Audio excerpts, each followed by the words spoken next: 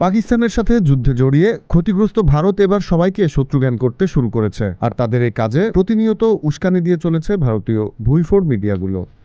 ভারতীয় কথিত সাংবাদিক ময়ূখ রঞ্জন রিপাবলিক বাংলা টেলিভিশনের এক অনুষ্ঠানে মিথ্যা তথ্য দিয়ে বলছে পাকিস্তানি জঙ্গিদের আশ্রয় দিচ্ছে বাংলাদেশ, এমনটি হলে পাকিস্তানের মতো বাংলাদেশেরও কোমর ভেঙে দেয়া হবে।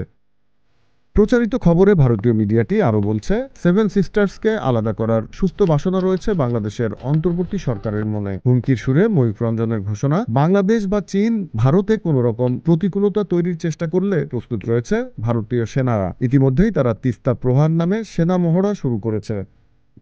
বাংলাদেশকে ঘিরে প্রতিনিয়ত মিথ্যাচার করা ভারতীয় এই বিতর্কিত সাংবাদিকের এসব মন্তব্য একেবারেই পাগলের প্রলাপ বলে মনে করে বাংলাদেশের মানুষ। ধর্মীয় সহিংসতা ছড়ানোর অভিযোগে তার বিরুদ্ধে ইতিমধ্যে কলকাতায় বিক্ষোভ করেছে ভারতীয়রা। প্রতিহিংসা পরায়ণ এই ব্যক্তির বিরুদ্ধে দ্রুত আইনি ব্যবস্থা নেওয়া উচিত বলে মনে করেন সংশ্লিষ্টরা। Z news, Dhaka.